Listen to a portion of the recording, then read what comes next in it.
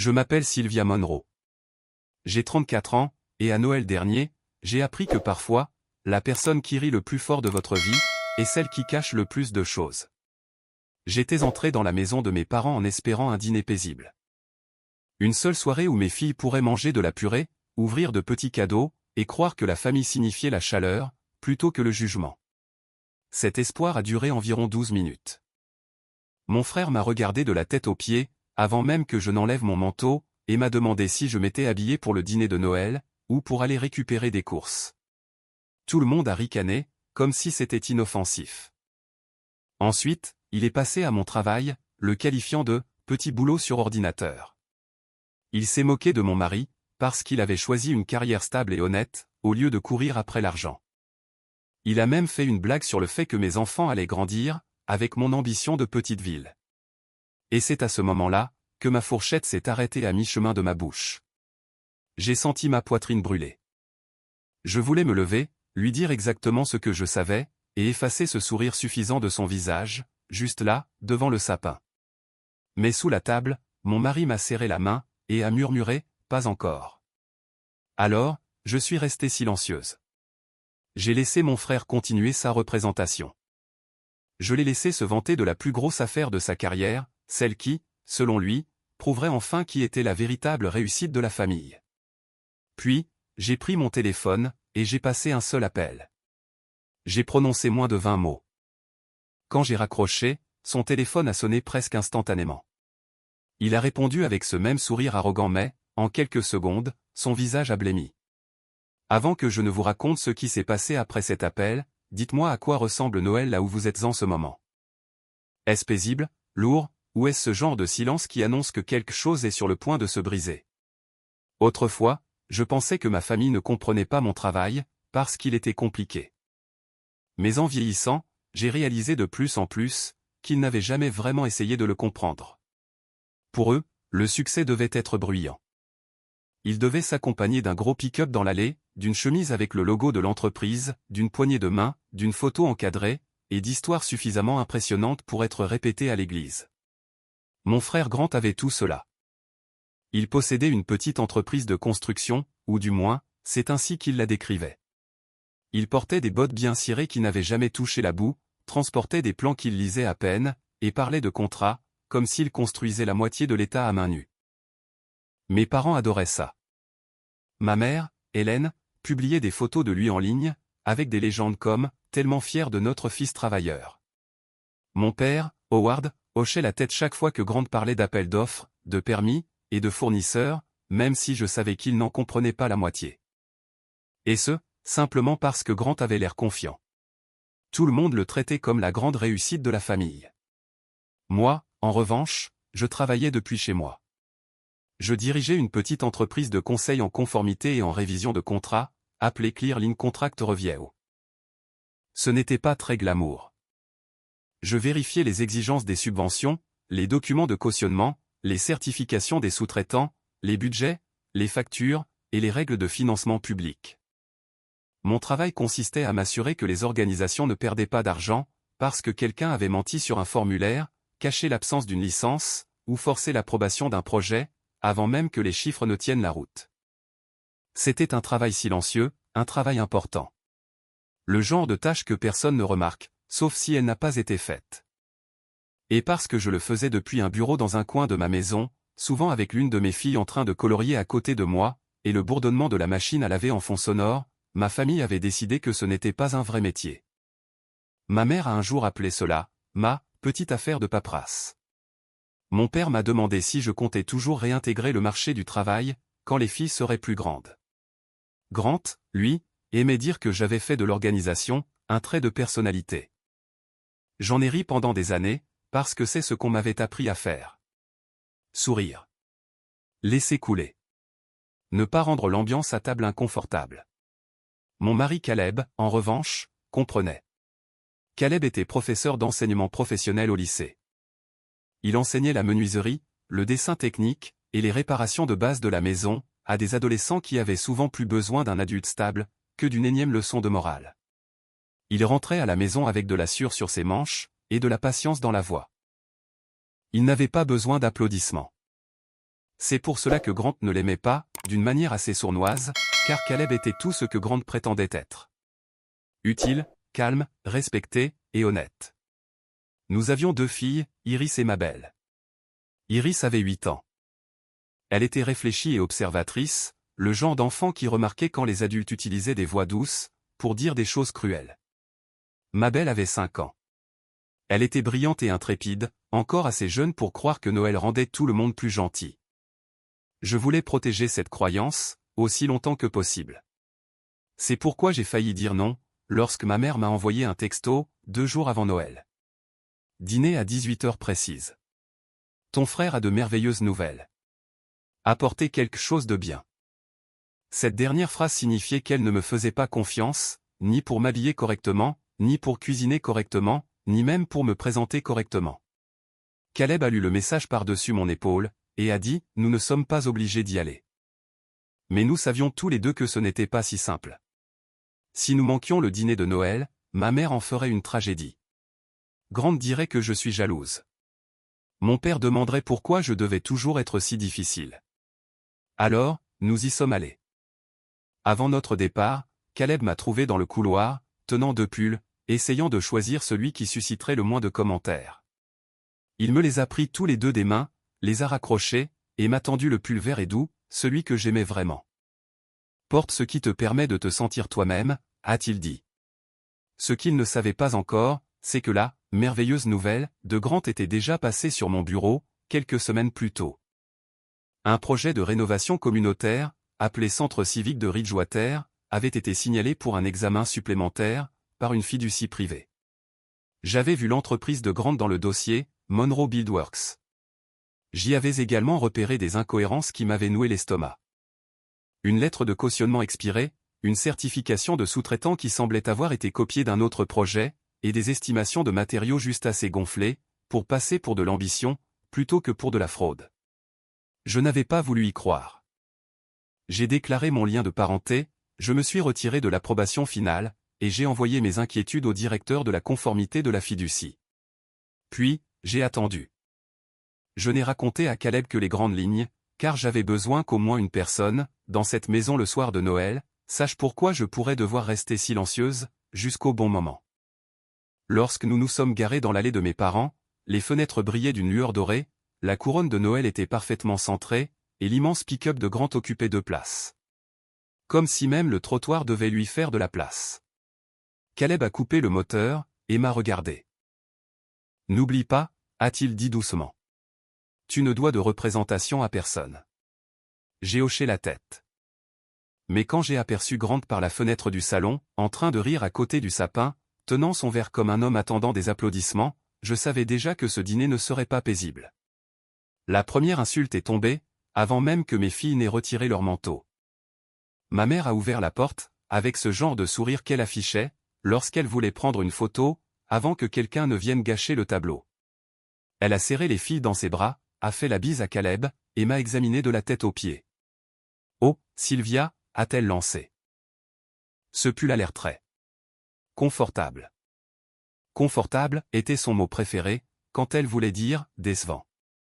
J'ai souri malgré tout, et je lui ai tendu la tarte que nous avions apportée. Elle y a jeté un coup d'œil, et a dit, pâte industrielle. Garniture maison, ai-je rétorqué. Elle a émis un petit bruit, comme pour signifier que c'était presque acceptable. Depuis le salon, Grant s'est exclamé, eh bien, regardez qui est là. La reine du télétravail en personne. Il se tenait près de la cheminée, vêtu d'un pull bleu marine à demi zippé, les manches retroussées, sa montre étincelante, et les dents beaucoup trop blanches. Il a levé son verre dans ma direction. Je commençais à m'inquiéter, je croyais que tu avais une réunion Zoom avec la buanderie. Mon père a gloussé depuis son fauteuil. Ma mère a poussé un rire, qui essayait de ne pas ressembler à un rire. J'ai senti Iris se rapprocher de moi. Caleb a posé une main sur son épaule. Joyeux Noël, Grant, ai-je dit.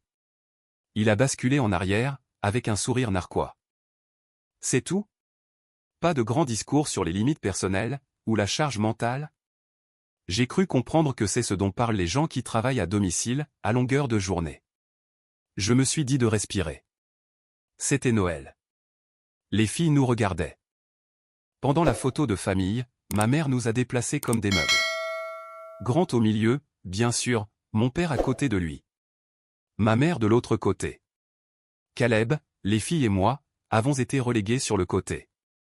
Grant a regardé mes filles, et a dit, « Tenez-vous droite, les filles.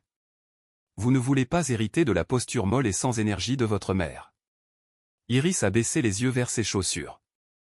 Mabel a froncé les sourcils, parce qu'elle ne comprenait pas pourquoi les adultes riaient, alors que ça lui semblait méchant.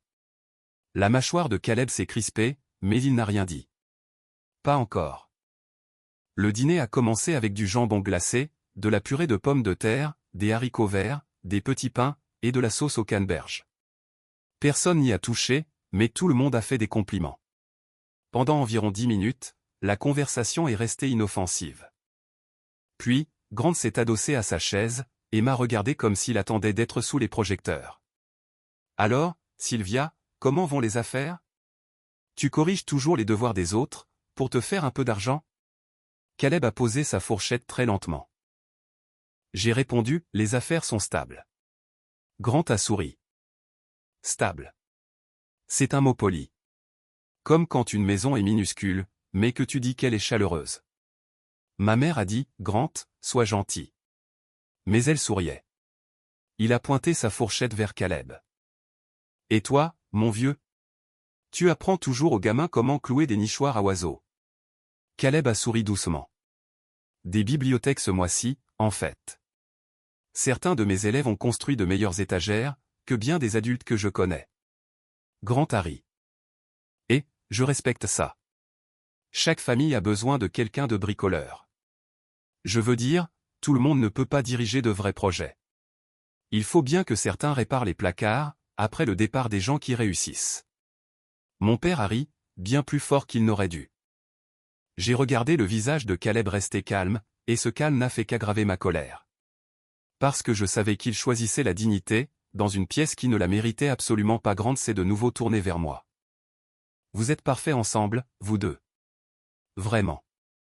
Un prof et une dame de la paperasse. Très stable, très humble, très énergie au bon de réduction de l'État. Mabel a chuchoté, « Maman, ça veut dire quoi, l'énergie des bons de réduction ?» Grant l'a entendu, et a souri de toutes ses dents. « Ça veut dire que ta maman est pragmatique, ma puce. Les gens pragmatiques sont importants. Ils rappellent aux gens ambitieux, ce qu'ils ne doivent surtout pas devenir. » C'est à ce moment-là que ma fourchette s'est figée. Caleb a glissé sa main sous la table, et l'a posée sur la mienne. Ses doigts ont pressé doucement, non pas pour me faire taire, mais pour m'ancrer dans la réalité. « Pas encore », a-t-il murmuré si bas, que j'étais la seule à pouvoir l'entendre. J'ai ravalé la phrase qui brûlait dans ma gorge. Grant a continué sur sa lancée, parce que les gens comme lui, confondent toujours la retenue avec de la faiblesse. Il a expliqué à quel point les filles auraient besoin de modèles forts. Il a dit qu'Iris était mignonne, mais beaucoup trop sensible. Il a ajouté que Mabel débordait d'énergie, mais qu'elle avait besoin de quelqu'un pour lui apprendre à la canaliser vers quelque chose d'utile. Puis, il m'a regardé droit dans les yeux, et a lâché, sans vouloir te vexer, « Sylvie, mais tu ne peux pas élever des gagnantes, si tu passes ta vie entière à fuir le monde réel. » Le silence est tombé dans la pièce, mais pas un silence assez lourd. Ma mère a réajusté sa serviette. Mon père a pris une gorgée de vin. Les yeux d'Iris se sont remplis de larmes. Elle a essayé de se cacher. C'est à cet instant, que quelque chose a basculé en moi. J'ai cessé de vouloir qu'il s'excuse. J'ai cessé d'attendre que mes parents prennent ma défense. J'ai arrêté d'espérer que la situation devienne soudainement juste. J'ai commencé à vouloir que la vérité éclate, très exactement à la bonne seconde. Ma mère a dû sentir le changement sur mon visage, car elle m'a lancé ce regard d'avertissement que je connaissais si bien. « Sylvia, a-t-elle dit, ne rends pas ce Noël tendu. » Je l'ai regardé. Ce n'est pas moi qui rends l'atmosphère tendue. Grant a ri. Tu vois, c'est exactement ce que je veux dire. Tu prends toujours tout personnellement. On s'amuse. C'est Noël. Mon père a hoché la tête. Ton frère plaisante, c'est tout. Il travaille dur. Laisse-le profiter un peu. Grant a levé son verre. Merci, papa. Enfin quelqu'un qui comprend ce qu'est la réussite. Puis, Il s'est tourné vers moi, avec le sourire le plus satisfait que j'ai jamais vu. D'ailleurs, ça me fait penser. J'allais attendre le dessert, mais puisqu'on parle de réussite, j'ai une nouvelle. Une grande nouvelle. Le visage de ma mère s'est illuminé.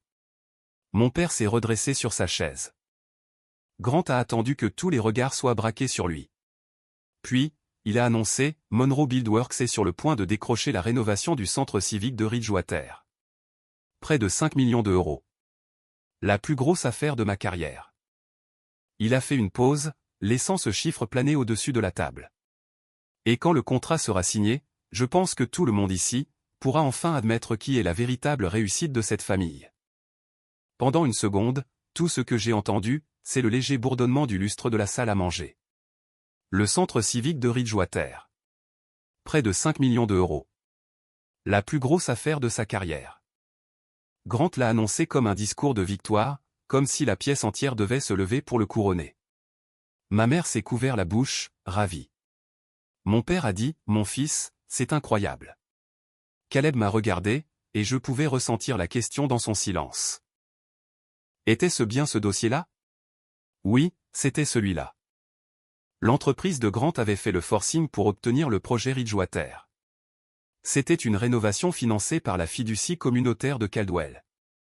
Ce centre proposait des programmes parascolaires, des déjeuners pour les personnes âgées, des ateliers de formation professionnelle, et des distributions de nourriture le week-end.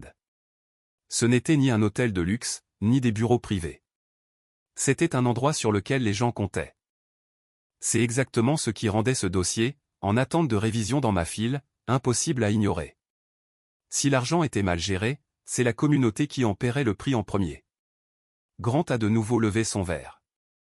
Voilà ce qui arrive, quand on sort de sa petite bulle de confort, pour construire quelque chose de concret. Ma mère rayonnait. Nous sommes tellement fiers de toi. Grant m'a regardé. Tu entends ça, Sylvie? Construire. Pas réviser, pas vérifier, pas envoyer des emails aux gens à propos de marge et de signature. J'ai gardé une voix très calme. Ridgewater est financé par la fiducie communautaire de Caldwell, n'est-ce pas? Il a cligné des yeux, surpris que je sois au courant. Ouais. Une grosse fiducie, des gens sérieux. J'ai hoché la tête. Et c'est Northline Mutual qui garantit ta caution d'exécution. Son sourire a vacillé pendant une demi-seconde. J'ai vu le calcul opérer dans ses yeux. Puis, son ego a repris le dessus. C'est exact.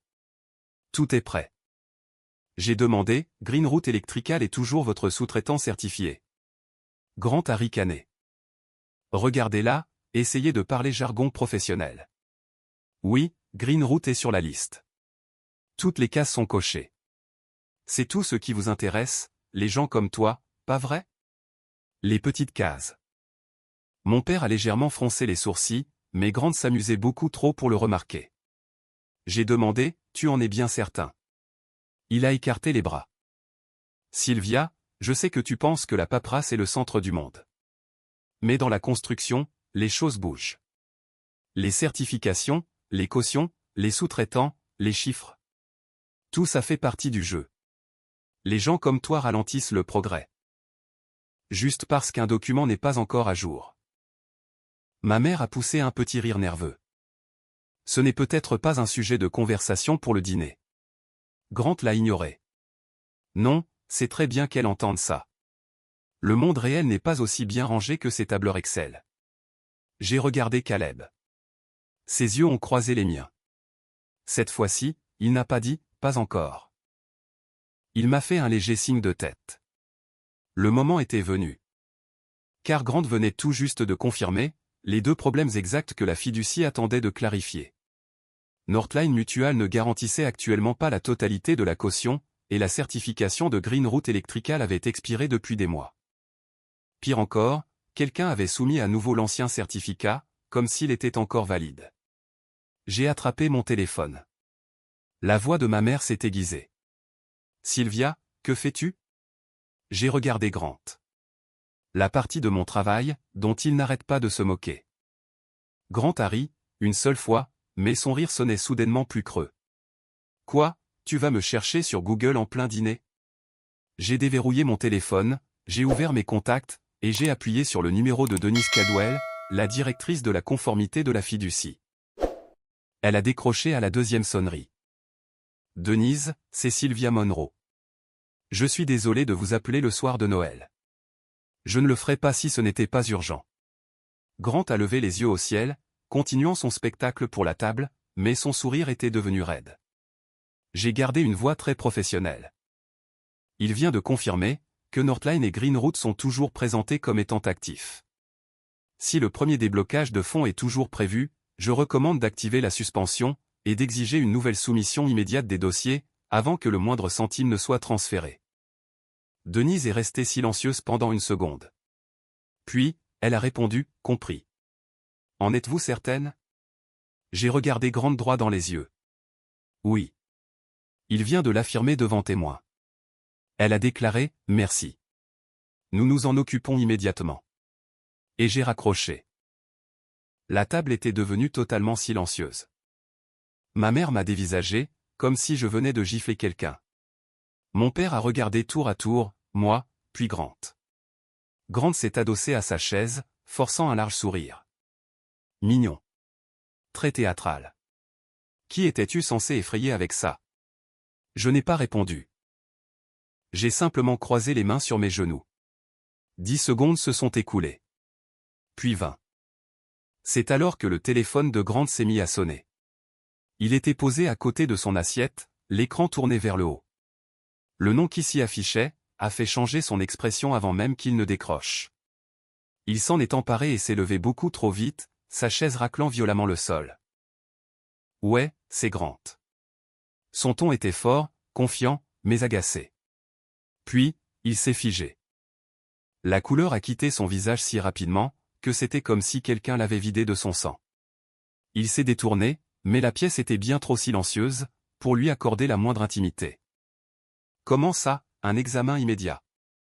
Non, le déblocage des fonds est déjà programmé. Nous avons des équipes prêtes à intervenir. Cette certification est en règle. C'est juste un problème de calendrier. Il a écouté. Sa mâchoire s'est légèrement décrochée. Non, ne contactez pas mon client directement. Je peux tout expliquer. Une autre pause. Ses yeux se sont posés sur moi. Ils étaient écarquillés maintenant, remplis de fureur et de terreur. Attendez, qu'est-ce qui vient de se passer? A-t-il lancé dans le téléphone, tout en me fixant du regard. Je me suis levé lentement. Il ne s'est rien passé, Grant. Le système a simplement fait son travail. Il a abaissé son téléphone, juste assez pour que nous puissions entendre une voix, qui parlait encore à l'autre bout du fil. Ma mère a chuchoté, Sylvia, qu'as-tu fait? J'ai répondu, je me suis assuré que de l'argent public ne quitte pas un compte en banque, sur la base de documents qu'il savait être falsifiés. La main de Grant tremblait autour de son téléphone.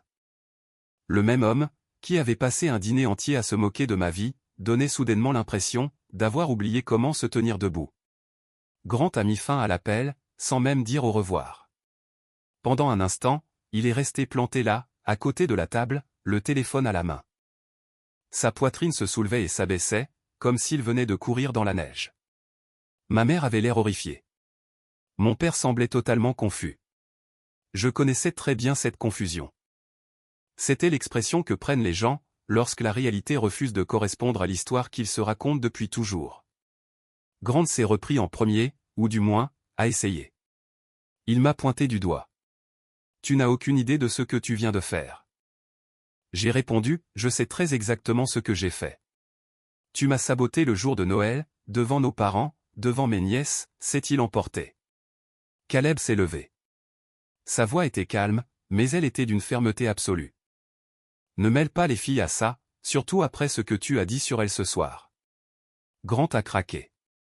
Reste en dehors de ça, monsieur le prof de techno. J'ai vu Iris tressaillir depuis l'encadrement de la porte. Mabel et elle étaient revenues du salon, attirées par les éclats de voix. C'en était assez. Je me suis tourné vers Caleb, et j'ai dit, peux-tu les emmener à l'étage pour quelques minutes? Il a hoché la tête immédiatement. Iris m'a regardé, avec des yeux remplis d'inquiétude. Maman. Je me suis agenouillé près d'elle, et j'ai effleuré sa joue. Tout va bien. Parfois, les adultes doivent dire la vérité, même quand d'autres adultes n'ont pas envie de l'entendre. Caleb a emmené les deux filles à l'étage. Lorsque le bruit de leurs pas a disparu, je me suis tourné à nouveau vers la table. Grant faisait maintenant les 100 pas. Ma mère tenait fermement son collier d'une main. Mon père me regardait, avec la toute première attention véritable, qu'il m'accordait de la soirée. J'ai pris la parole. J'ai été engagé pour examiner le dossier de rénovation du centre civique de Ridgewater, il y a 3 semaines. J'ai immédiatement déclaré notre lien de parenté, dès que j'ai vu Monroe Buildworks sur la liste. Je me suis retiré du processus d'approbation finale. Mais avant de le faire, j'ai signalé 3 problèmes majeurs. Grant a ri jaune. Oh, et c'est parti. La petite reine de la paperasse nous fait un discours. Je l'ai ignoré. Premièrement, la caution d'exécution figurant dans le dossier n'était pas active pour le montant déclaré. Deuxièmement, Greenroot Electrical a été présenté comme un sous-traitant certifié, mais leur certification a expiré il y a des mois. Troisièmement, plusieurs devis de matériaux ont été gonflés, bien au-delà des variations normales du marché, et les factures justificatives ne correspondaient pas du tout au registre des fournisseurs. Mon père a prononcé lentement « Grant ». Grant a levé les bras au ciel. C'est comme ça que fonctionnent les projets. Les chiffres changent. La paperasse finit par rattraper le retard. Sylvia ne connaît absolument rien à la construction. J'ai rétorqué, je n'ai pas besoin de couler du béton, pour être capable de reconnaître un document falsifié. Son visage s'est durci. Tu fais sonner ça comme si c'était criminel. J'ai répondu, je fais simplement sonner ça de manière exacte. Ma mère a fini par prendre la parole. C'est peut-être juste un malentendu. Son bureau a peut-être envoyé la mauvaise version. Sa voix était suppliante. Elle ne me suppliait pas moi, elle suppliait l'image de Grant qu'elle essayait désespérément de maintenir en vie. Je l'ai regardée avec douceur, même si je n'éprouvais aucune douceur à cet instant. Une date erronée, c'est une erreur. Une signature manquante, c'est une erreur. Mais un ensemble de documents expirés, de chiffres gonflés, et une pression énorme pour débloquer les fonds avant le nouvel an, ce n'est pas une simple erreur. Grant a frappé du poing sur la table. Tu as toujours détesté le fait que je réussisse mieux que toi. Voilà de quoi il s'agit, en réalité. Tu ne pouvais pas supporter une seule soirée, où tout le monde serait fier de moi.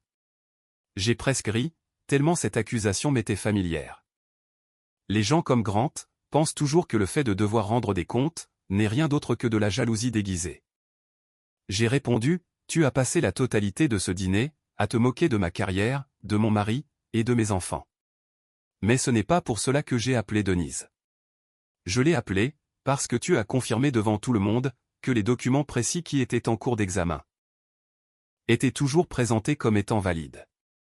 La bouche de Grant s'est ouverte, mais aucun son n'en est sorti. J'ai plongé la main dans mon sac, et j'en ai sorti un dossier. Je n'avais pas prévu de l'utiliser ce soir-là, mais quelque chose au fond de moi savait que Grant ne pourrait pas s'empêcher de se vanter. J'ai posé 3 feuilles sur la table. La première était la lettre de caution, avec le montant de la couverture surligné. La deuxième était la certification expirée de Greenroot. Et la troisième était une chaîne de mai. Le coordinateur de projet de Grant y écrivait, nous devrions attendre la certification mise à jour, avant de faire la demande de déblocage. Et Grant y répondait, envoyez ce que nous avons. On régularisera tout ça, une fois que les fonds seront encaissés. Ma mère a détourné le regard, après avoir lu cette phrase. Mon père a pris la feuille, et l'a lue à 2 reprises. Sa main tremblait légèrement. Grant s'est défendu, c'est complètement sorti de son contexte. J'ai alors demandé, quel est donc le contexte qui rendrait ça honnête? Il m'a fixé, pour la toute première fois de la soirée. Il n'avait aucune blague toute prête, aucune insulte, aucun rire bruyant pour combler le vide. La voix de mon père s'est élevée, sourde et grave. Grant, est-ce que c'est vrai? Grant s'est tourné vers lui. Papa, allez. Tu sais bien comment marchent les affaires. Mon père a répondu, ce n'est pas une réponse. Grant a regardé ma mère, mais elle ne lui est pas venue en aide. Elle continuait de fixer la nappe, comme si elle venait tout juste de remarquer une tache, qui avait toujours été là. Les lumières du sapin de Noël clignotaient doucement derrière nous. C'était à la fois joyeux et totalement absurde. C'est alors que j'ai réalisé que ma colère avait changé de forme. Elle n'était plus brûlante. Elle était limpide. Je n'essayais pas d'humilier Grant. Il s'en était très bien chargé lui-même. Je m'assurais simplement que personne dans cette pièce ne pourrait prétendre ne pas avoir vu la vérité. Grant a murmuré, « Tu as tout gâché. » J'ai répondu, « Non. Je t'ai empêché de gâcher quelque chose qui appartenait à des gens qui t'avaient fait confiance. » Mon père s'est laissé retomber contre le dossier de sa chaise. Les yeux de ma mère se sont remplis de larmes. Je n'étais pas sûr si elle coulait pour moi, pour Grant, ou pour la photo de famille parfaite, qui venait de se briser entre ses mains. Grant a attrapé son manteau. Il m'a regardé une dernière fois, la haine brûlant à travers son humiliation. « Tu vas le regretter. » J'ai secoué la tête. J'ai regretté d'être restée silencieuse pendant des années. J'en ai fini avec ça. Nous sommes partis avant le dessert. Ma mère nous a suivis jusqu'à la porte d'entrée, se tordant les mains, et prononçant mon nom, comme si elle voulait que je répare quelque chose, sans pour autant demander à Grant d'admettre qu'il l'avait cassé. « Sylvia, s'il te plaît. C'est Noël. » J'ai aidé ma belle à enfiler son manteau. « Je sais quel jour on est, maman. Et c'est exactement pour ça que je ramène mes enfants à la maison, avant qu'elles n'apprennent que la famille, ça veut dire rester assis poliment, pendant que quelqu'un vous humilie. » Elle a tressailli, comme si j'avais haussé le ton. Mais ce n'était pas le cas. Et c'est ce qui rendait la chose encore pire pour elle. Caleb a emporté les restes de la tarte, parce que même en plein milieu d'un effondrement familial, il restait le genre d'homme qui se souvenait que nous avions apporté un plat. Iris est restée silencieuse dans la voiture. Ma belle s'est endormie, avant même que nous n'ayons atteint le bout de la rue, sa joue pressée contre son renne en peluche. Pendant plusieurs minutes, seul le chauffage et le bruit des pneus sur le bitume mouillé sont venus briser le silence. Puis, Iris a demandé, « Est-ce que tonton Grant était méchant, parce qu'il avait peur ?» Je l'ai regardé dans le rétroviseur, éclairé par la faible lueur du tableau de bord. « Peut-être, » ai-je répondu. Parfois, les gens se moquent des autres, parce qu'ils ont peur que quelqu'un ne remarque ce qu'ils essaient de cacher. Iris y a réfléchi. Mais ça ne rend pas ça normal pour autant. Non, ma puce, pas du tout. Caleb a tendu le bras, et a pris ma main. Cette fois, il n'y avait plus de « pas encore ». Il n'y avait plus que « maintenant ». Nous sommes rentrés à la maison. Nous nous sommes mis en pyjama, avons préparé du chocolat chaud, et avons regardé la moitié d'un vieux film de Noël. Même si personne n'y prêtait vraiment attention. Une fois les filles couchées, je me suis assise à la table de la cuisine. Et j'ai pleuré, pour la toute première fois de la soirée. Pas parce que je regrettais d'avoir passé cet appel. J'ai pleuré parce que se défendre soi-même, ça peut faire mal. Surtout quand on a attendu pendant des années, que quelqu'un d'autre ne le fasse en premier. Caleb s'est assis près de moi, et a dit, « Je suis fier de toi. » Le lendemain matin, ma mère m'a envoyé un texto, « Noël a été gâché. » C'était tout. Pas de, « Est-ce que tu vas bien ?» Pas de, « Je suis désolé qu'il t'ait parlé de cette façon. » Juste un, « Noël a été gâché. » J'ai fixé ce message pendant un long moment. Puis, j'ai posé le téléphone face contre table, et je suis allé préparer des crêpes avec mes filles. Vers midi, Grant a commencé à m'envoyer des messages. De longs messages, remplis de colère. Il m'a traité de personne vindicative. Il a dit que j'avais fait honte à la famille. Il a affirmé que j'avais détruit sa réputation, tout ça parce que je n'étais pas capable de supporter quelques blagues. Je n'ai pas répondu avant son troisième message. Ensuite, j'ai écrit une seule phrase, « Je n'ai pas détruit ton nom. Je t'ai empêché de l'utiliser, pour faire du mal à d'autres personnes. » Après cela, je l'ai mis en sourdine.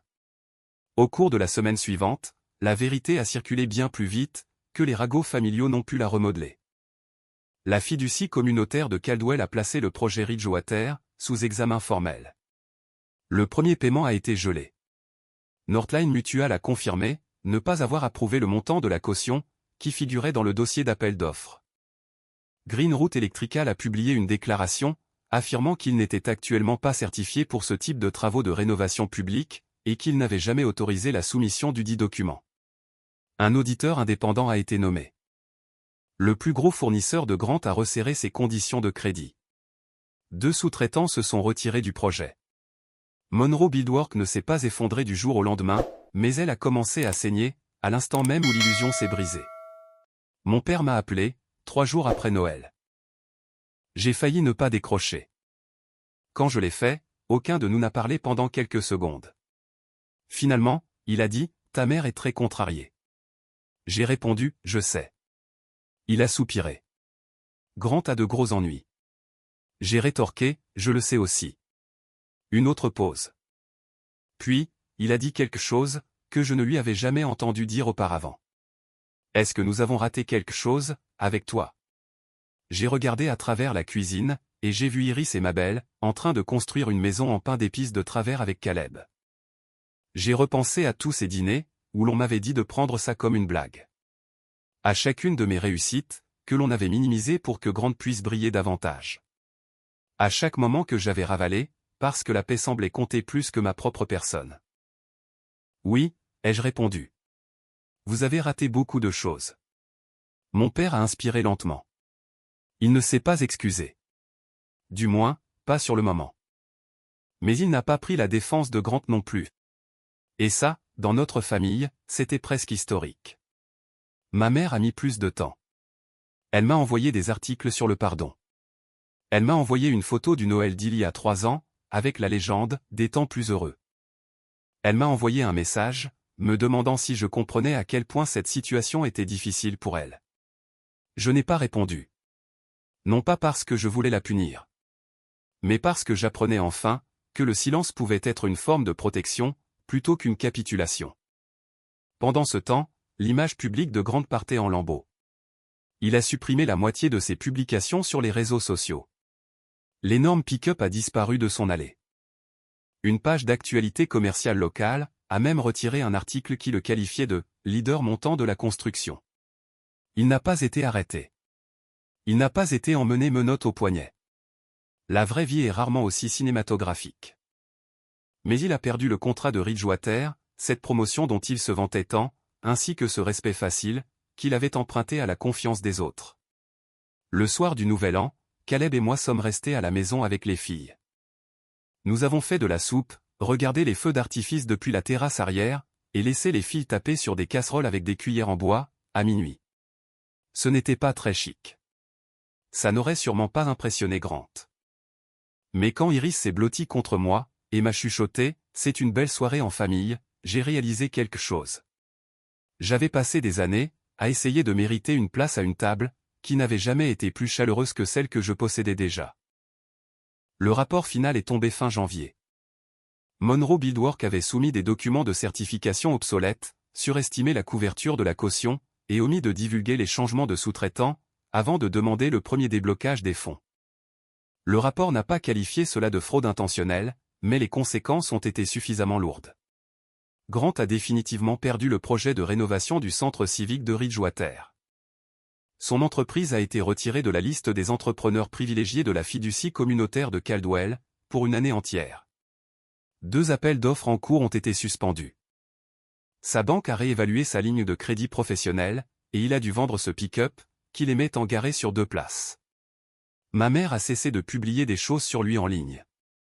Pour la première fois depuis des années, il n'y a plus eu de légende familiale remplie de fierté, de mise à jour sur le fils parfait, ou de photos mises en scène pour faire croire que tout allait bien.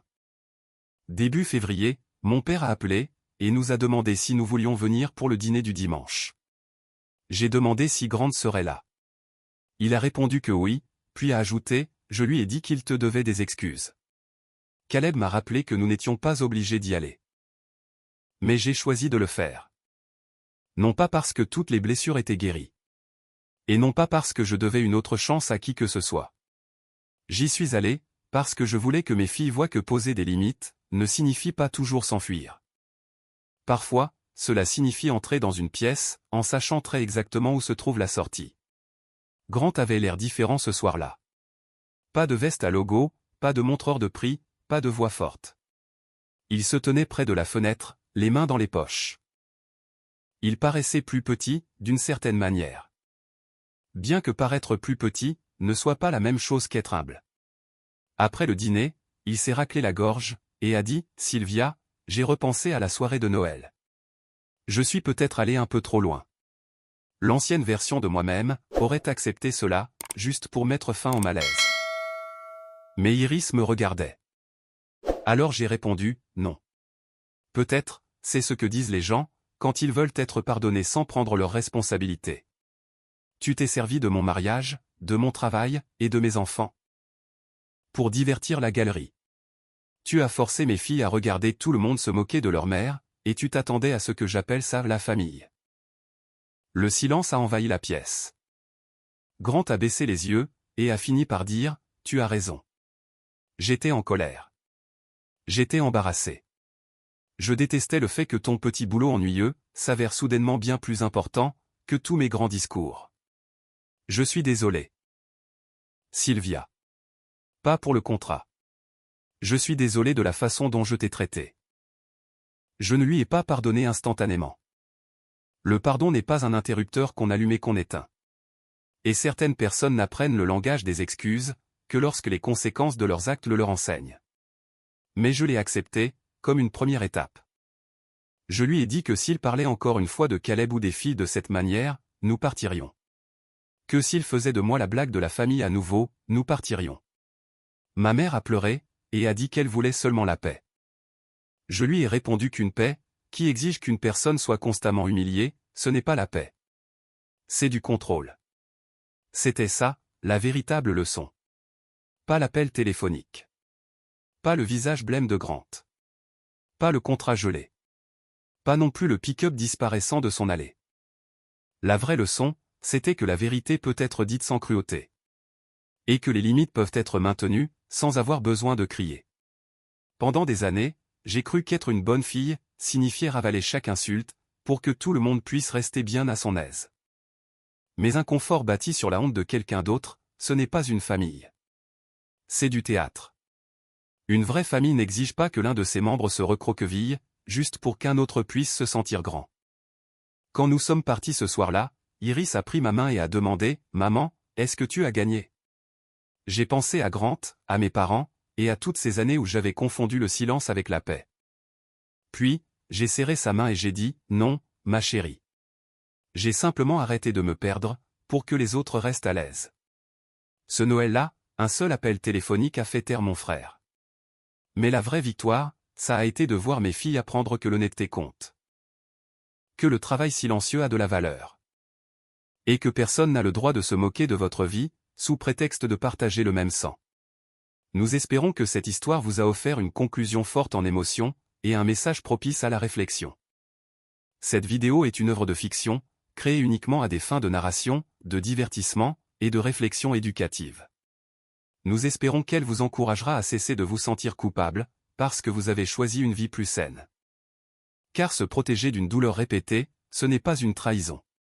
C'est de la survie.